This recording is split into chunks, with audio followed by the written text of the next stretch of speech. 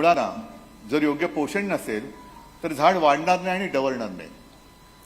आणि म्हणून अगदी तळागाळापासून वरपर्यंत ज्यांनी ज्यांनी या योजनेसाठी कार्यक्रमासाठी परिश्रम घेतलेत त्यांना सगळ्यांना मी मनपूर्वक धन्यवाद देतो.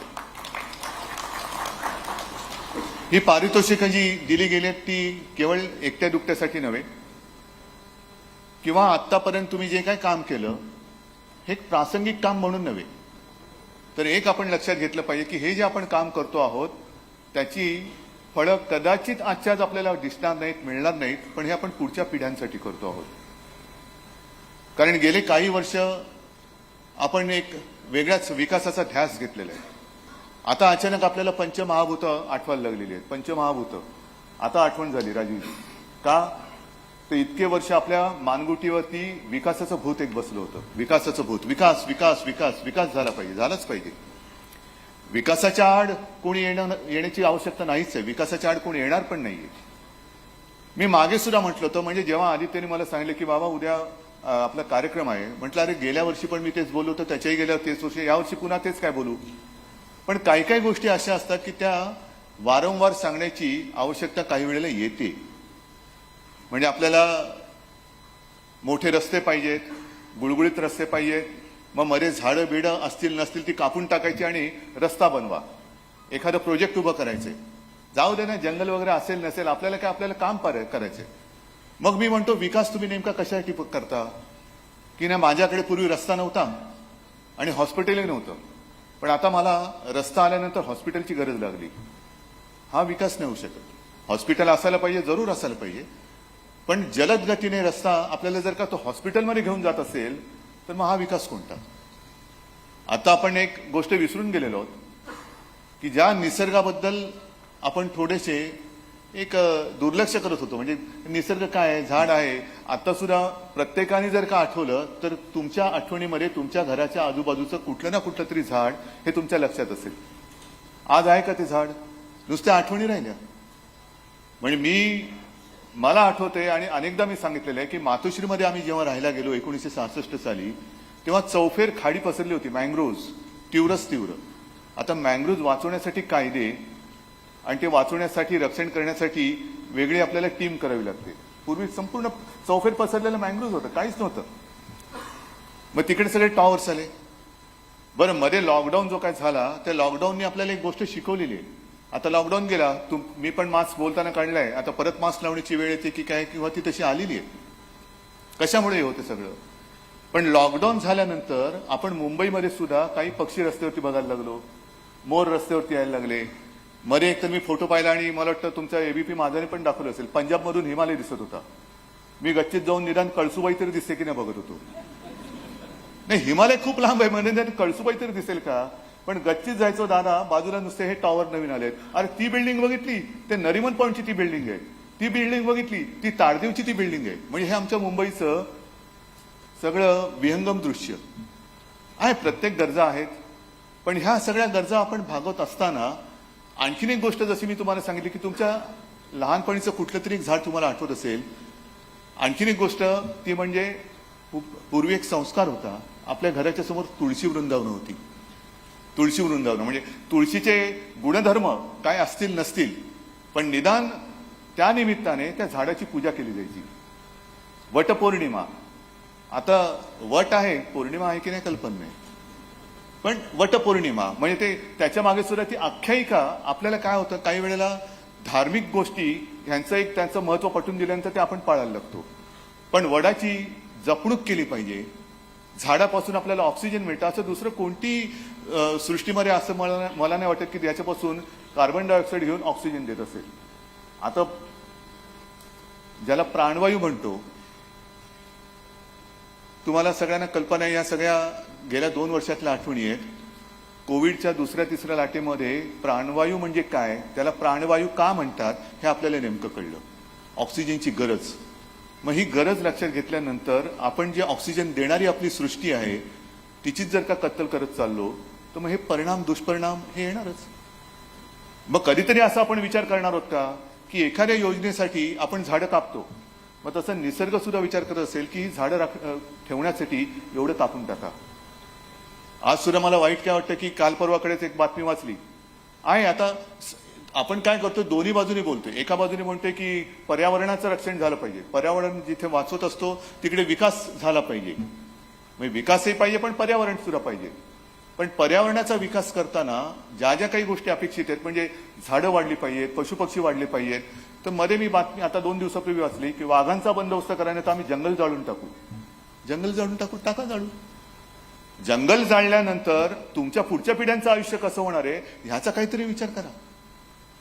आणि मग मला अभिमानाने सांगावंसं वाटतं, देशात इतर राज्य काय करत असतील नसतील मला कल्पना नाही, पण माझ्या महाराष्ट्रातले सगळेजण आज हा धोका लक्षात घेऊन आम्ही नुसती चर्चा नाहीये तर प्रत्यक्ष पावलं टाकायला सुरुवात केलेली, याचा मला सार्थ अभिमान आहे. मुंबई हे आपलं आर्थिक केंद्र आहे, जरूर आहे, देशाची आर्थिक राजधानी म्हणण्यापेक्षा आर्थिक केंद्र आहे. पण म्हणजे काय, नुसतं सिमेंटचं जंगल करायचं का? तर इथे सुद्धा जे आपण आरेचं जंगल केलं, 800 एकरच्या आसपास जंगल राखीव केलं, नवीन नवीन बिल्डिंग्स होत आहेत, होऊ द्या. पण आपलं वैभव जे आहे, म्हणजे जगाच्या पाठीवरती असं दुसरं कोणतंही शहर नाही ज्या शहरामध्ये जंगल आहे आणि त्या जंगलामध्ये वाईल्ड लाईफ आहे. जगात कोणतंच नाही असं. जंगलं आहेत पण तिकडे पशुपक्षी नाही आहेत. आणि हे पशुपक्षी राजूजी आपल्याला सगळ्यांना माहिती आहे, हे सोडलेले नाही आहेत, हे निसर्गाने दिलेले आहेत. गुहा आहेत तिकडे, प्राचीनकालीन गुंफा आहेत. आपल्याला काय नाहीये. आपल्याकडे आपण फक्त काय केलेलं आहे की जिथे जिथे जागा मिळेल तिकडे आपण आपली सोय बघत गेलेलो आहोत. म्हणजे समुद्रकिनारा छान दिसला की समुद्रकिनारी घर पाहिजे, एखादा चांगला डोंगर दिसला की आम्हाला हिल स्टेशन पाहिजे. एवढंच नाही तर आता गेल्या वर्षापर्यंत, यावर्षी मी तर प्रार्थना करतोय की असं आखरीत कुठे घडू नये, कारण अजून पाऊस सुरू झालेला नाहीये. एक अनुमान, आपण अनुमानाखेरीज दुसरं काही करू शकत नाही की यंदा पावसाळा लवकर येणार आणि पावसाळा 99% समाधानकारक असेल. आपण सुखावतो, पण हा 99% जो असतो तो आता ते IPL सारखं व्हायला लागलेले. एका एवढ्या ओव्हरमध्ये एवढ्या रन्स करायचे. तो पाऊस असा पडतो की गेल्या कित्येक वर्षातला विक्रम मोडला. म्हणजे आपल्या किती आपण त्याच्यासाठी तयारी केली तरी ती त्रुटी जी आहे किंवा तोकडेपण जो आहे तो भरून नाही काढू शकत. पाऊस असा कोसळतो की वर्षभरातला पाऊस एका दिवसात काही तासामध्ये पडतो. हे सगळं विचित्र होऊन गेलेलं आहे. आणि जे मी तुम्हाला सांगत होतो की आपण कुठे कुठे घरं केली आहेत, दरडीवरती घरं केलेली आहेत. आता मग कधीतरी बातमी येते की दरड कोसळली आणि त्याच्यामध्ये एवढे घरच्या घरं ही मृत्युमुखी पडली. गेल्या वर्षी सुद्धा ते तळेगावचा एक अपघात घडला. मी गेलो होतो तिकडे आणि अक्षरशः सांगतो, ती जी तिथे वाचलेली माणसं होती ती मला सांगत होती की साहेब, म्हटलं काय रे, तुला आम्ही बघितलं, आमची घरं, आमचे नातेवाईक त्या ढिगाऱ्याखाली जाताना बघितले म्हणे. म्हटलं काय झालं? नाही, रात्री आवाज यायला लागला आणि आम्ही सगळे बाहेर आलो. काही जण या दिशेला पळालो, काही जण या दिशेला पळाले आणि आमच्या लक्षात आलं की वरनं दरड कोसळती ती त्या बाजूला जाते. आम्ही आक्रोश करून त्यांना सांगतो इकडे या, इकडे या, इकडे. आपण अजिबात एक क्षण सुद्धा आम्हाला मिळाला नाही. आमच्या डोळ्या देखत ती दरड आमच्या कुटुंबियांवरती आणि घरादारावरती पडली. म्हणजे आपण खणत खणत खणत खणत हे चाललेलो आहोत. ही चर्चा आणि हे जे काही आजची पारितोषिकं आहेत, हा एक प्रयत्न आहे. जसं गेल्या अनेक वर्षाचं आपण जे काय मी म्हणेन पाप करून ठेवलेलं आहे विकासाच्या नावाखाली, त्याची भरपाई ही केवळ एका वर्षात होणार नाही. पुढची काही वर्ष नव्हे तर तो एक संस्कार लावून घ्यावा लागेल की जो पूर्वी होता की झाडांची पूजा करणं, मग वटपौर्णिमा असेल, नागपंचमी असेल, काही ना काहीतरी त्याच्या मागे शास्त्र होतं. जे शास्त्र आपण विसरून गेलोय.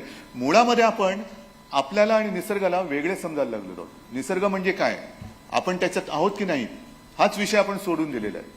आपण जोपर्यंत त्याच्याशी एकरूप होत नाही, म्हणजे मागे लहान असताना तुमच्यापैकी सुद्धा काही लोकांनी फॅन्टम मॅगझिन बघत असाल, ते साप्ताहिक यायचं ना, फॅन्टम, बरोबर ना? लेमय हो बोलतात, कारण बरोबर आहे, कारण त्याच्यामध्ये आदिवासी होते आणि ते जंगल खात्यात असल्यामुळे तेव्हापासूनची आवड दिसते तुम्हाला. तर त्याच्यात एक ते होतं बघा फॅन्टम, आणि मग त्याचा तो एक गुरण, आणि मग त्याच्यात ते आदिवासी जमिनीला कान लावून ऐकायचे आणि मग पुढे काय होणार हे त्यांना कळायचं. काही अंतरावरती काय आहे हे जमिनीला कान लावून ऐकायला लागलो. आपण आता बहिरे होऊन गेलेलो. जमीन काय बोलते आपल्याला माहितीच नाही, कारण एवढे कर्कश सगळे ते भोंगे वेगळे, पण हॉर्न्स येत आहेत, आणखीन काय येत आहे. मी वेगळं काय बोललो, मी भोंग्यासारखं भोंगा बोललो. तर हॉर्न वाजतायत, सगळा आरडाओरडा होतोय, कोलाहल होतोय. त्याच्यामध्ये आता ती नवीन टीव्हीवरची जाहिरात केलेली आहे, ते कानामध्ये बोंडकं घालून बसायची आणि गाणी ऐकत बसा. म्हणजे समोर जगात काय चाललंय याच्याशी तुमचा काही संबंध नाही. याच्यामध्ये निसर्गाची हाक म्हणतोय आपण त्याला. निसर्ग काय बोलतोय आपल्याशी, काय मागतोय, तो काय सावधगिरीचे इशारे देतोय, आपलं दुर्लक्ष होत चाललेलं आहे. आणि म्हणून आपण जो एक नवीन कन्सेप्ट आणलेला आहे शाश्वत विकास, तो फार महत्वाचा आहे. म्हणजे दूरगामी परिणाम याचा काय होणार, म्हणजे आम्हाला धरणं पाहिजे, जलाशय पाहिजे, सगळं पाहिजे, पण हे सगळं आहे ते टिकवून पुढे नेतो त्याला वैभव म्हणतात. आहे ते घालून उगाच काहीतरी कमवतो हे वैभव मी मानायला तयार नाहीये, अजिबात नाही. आणि म्हणून मी पुन्हा एकदा सांगतो की आपण सगळ्यांनी जे काही प्रयत्न केलेले आहेत, सगळेच आपले कुटुंबीय आपण एकत्र मिळून, कारण ही माझी वसुंधरा म्हणजे नेमकं काय, ही माझा हा जो काही काय ना, माझे कुटुंब, माझा परिवार, त्याच्यामध्ये ही माझी वसुंधरा सुद्धा आली पाहिजे. आणि तिची सुद्धा जपणूक, ज्याला आपण मदर अर्थ म्हणतो, ती आपल्याला जपत असते. तिला जपण्याचं काम हे आपल्याला करायला पाहिजे. तेव्हा माझी